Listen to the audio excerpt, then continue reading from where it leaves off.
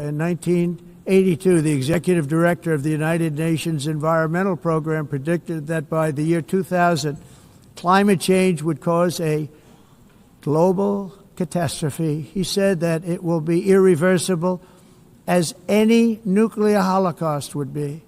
This is what they said at the United Nations. What happened? Here we are. Another UN official stated in 1989 that within a decade, entire nations could be wiped off the map by global warming. Not happening. You know, it used to be global cooling. If you look back years ago in the 1920s and the 1930s, they said, global cooling will kill the world. We have to do something. Then they said global warming will kill the world. But then it started getting cooler, so now they could just call it climate change, because that way they can't miss. It's climate change. Because if it goes higher or lower, whatever the hell happens, there's climate change. It's the greatest con job ever perpetrated on the world, in my opinion. Climate change, no matter what happens, you're involved in that.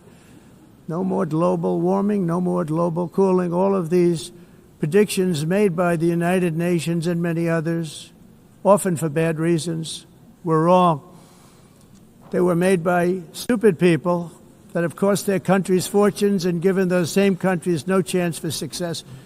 The primary effect of these brutal green energy policies has not been to help the environment, but to redistribute manufacturing and industrial activity from developed countries that follow the insane rules that are put down to polluting countries that break the rules and are making a fortune. They're making a fortune. European electricity bills are now 4 to 5 times more expensive than those in China, and 2 to 3 times higher than the United States. And our bills are coming way down. You probably see that our gasoline prices are way down. You know, we have an expression, drill, baby, drill, and that's what we're doing. We're going to be much lower in a year from now. But they've come way down over the last year. As a result, every air conditioner is like very uncommon to see one in some of these countries because the electric costs are so high.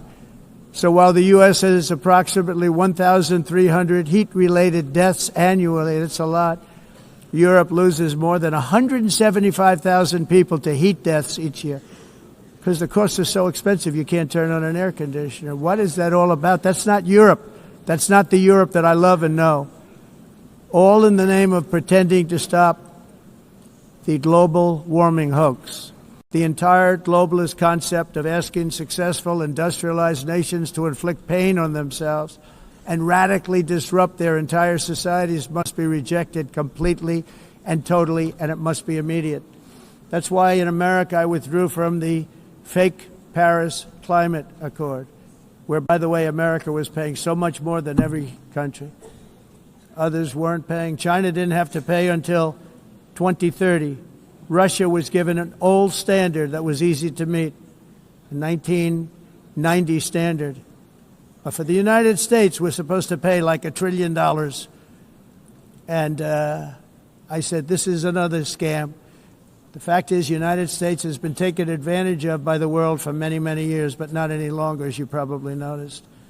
I unleashed massive energy production and signed historic executive orders to hunt for oil, but we don't have to do much hunting because we have the most oil of any nation anywhere, oil and gas in the world. And if you add coal, we have the most of any nation in the world. Clean, I call it clean, beautiful coal. You can do things today with coal that you couldn't have done 10 years ago, 15 years.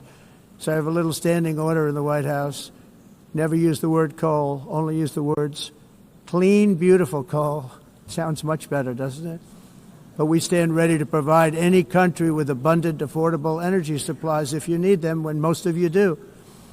We're proudly exporting energy all over the world. We're now the largest exporter. In the United States, we want trade and robust commerce with all nations, everybody. We want to help nations. We're going to help nations. But it must also be fair and reciprocal.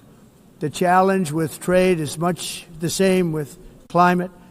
The countries that followed the rules, all their factories have been plundered, It's really sad to watch. They've been broken. They've been broken by countries that broke the rules. That's why the United States is now applying tariffs to other countries, and much as these tariffs were for many years applied to us, uncontrollably applied to us. We've used tariffs as a defense mechanism under the Trump administration, including my first term, where hundreds of billions of dollars in tariffs were taken in. And by the way, we had the lowest inflation, and now we have very low inflation. The only thing different is that we have hundreds of billions of dollars flowing into our country. But this is how we will ensure that the system works for everyone and is sustainable into the future.